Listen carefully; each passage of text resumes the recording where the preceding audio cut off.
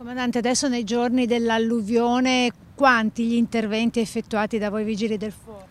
I nostri interventi nelle prime 48 ore avevamo più di 500 richieste. Quindi il triste record di incendi sviluppatisi in pochissime ore dalle 21:40 di quel terribile 12 novembre. Per le successive 2 ore abbiamo avuto 10 principi di incendi, solo su Venezia, non sulla provincia, solo su Venezia città, di natura causata da fonte elettrica, da energia elettrica. L'energia elettrica con l'acqua non vanno d'accordo. Tantissimi principi di incendio. Nei quadri elettrici, nelle cabine, nelle macchine elettriche, nelle apparecchiature ha dato luogo a principi di incendi. La Buona Stella ci ha aiutato a che nessuno si sviluppasse e degenerasse in modo tale da creare danni incendi. I danni ci sono stati perché ogni incendio, anche il solo fumo, fa del danno. L'utilizzo di un mezzo speciale, l'HCP, per gestire l'emergenza a Pellestrina. Il gruppo di alte capacità di pompaggio, un gruppo della protezione civile che è qui nel Veneto. Rispetto alla media nazionale che vede un pompiere ogni 2000 residenti, a Venezia, per la sua peculiarità,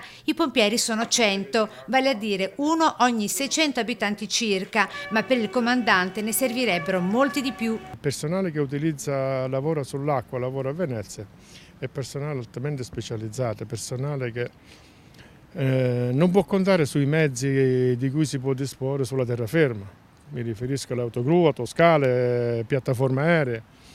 Il personale che lavora su Venezia ha bisogno di deve essere preparato, deve essere super pompiere, lo chiamo io. E quindi 100 interventi con la tromba d'aria e nubifragi di fine maggio, le navi da crociera con la catastrofe schivata a giugno scorso, soltanto alcuni degli oltre 10.000 complessivi interventi svolti in questo 2019 dei Vigili del Fuoco del Comando Provinciale Veneziano. Venezia è speciale, ha detto. Ma certo che è speciale, è unica per la sua tipicità, è unica per il suo territorio, per il modo di operare, è unica anche per le persone che ci sono. Io ho trovato i migliori pompieri d'Italia.